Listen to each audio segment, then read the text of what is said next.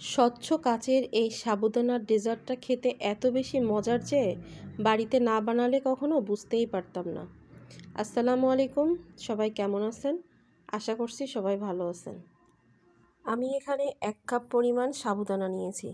তার মধ্যে অল্প অল্প পরিমাণে কিছুটা পানি দিয়ে সাবুদানাটাকে আধা ঘন্টা বা 40 মিনিটের জন্য ভিজিয়ে রাখবো। এমনভাবে পানি দিতে হবে যেন খুব বেশি পানিতে ডুবে না থাকে। এমনভাবে পানি দিতে হবে যেন সাবুদানাগুলো ভিজে নরম হয়। আধা ঘন্টা বা 40 মিনিট পর আমি এগুলাকে হাত দিয়ে দেখেছি যে এগুলা ভালোভাবে ভিজে গেছে। এখন আপনি যেভাবে আপনার ইচ্ছা মতো খুশি সেভাবে শেপ দিতে পারেন। আমার কাছে এই শেপটা সহজ মনে হয়েছে হাতের মধ্যে, তা আমি এই শেপটা দিয়েছি। যার যেভাবে ইচ্ছা সে সেভাবে শেপ দিবে। সবগুলোকে আমি এভাবে বানিয়ে নিয়েছি। এবার একটি পাত্রে আমি লিকুইড দুধ দিয়ে, দুধটা যখন হালকা গরম হয়ে আসবে তার ভিতরে দিয়ে দেব সাবুদানার সেই যেগুলা বানিয়ে রাখছিলাম সেগুলা। এগুলাকে এবার হালকা জালে, মিডিয়াম জালে আমি এগুলাকে নাড়তে থাকবো। হালকাভাবে নাড়তে নাড়তে এগুলা একসময় এগুলা ফুলে উপরের দিকে উঠে আসবে এবং সাবুদানা যে ভিতরে সিদ্ধ হয়ে যাচ্ছে সেটা দেখে কিন্তু এই যে বোঝা যাচ্ছে। আমি একটা চামচে করে উঠে দেখাই। এই যে এখনও পুরোপুরি হয়নি, কিছুটা বাকি আছে।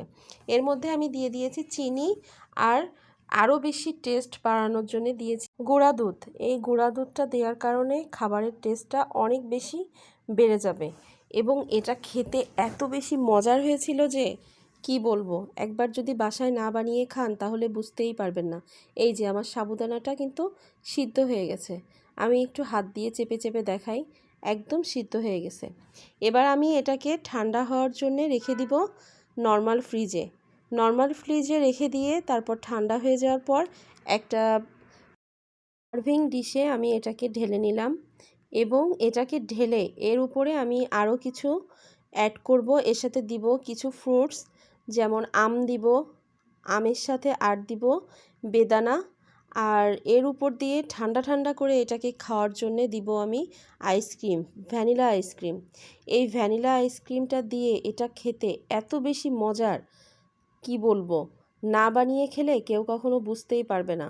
আমি তো প্রথম দিন বানিয়ে খেয়েই নিজে এবং বাসার পরিবারের সবার অনেক বেশি ভালো লেগেছে। এটা কিন্তু সবচাইতে বেশি ঠান্ডা ঠান্ডা খেতেই অনেক বেশি মজার।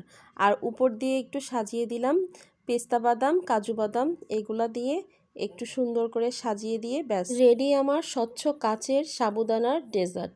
এই ডেজার্টটা খেতে সত্যিই অনেক বেশি মজার। কেমন হলো অবশ্যই সবাই জানাবেন, আর একবার হলেও অবশ্যই বাসায় ট্রাই করে দেখবেন। আল্লাহ হাফেজ।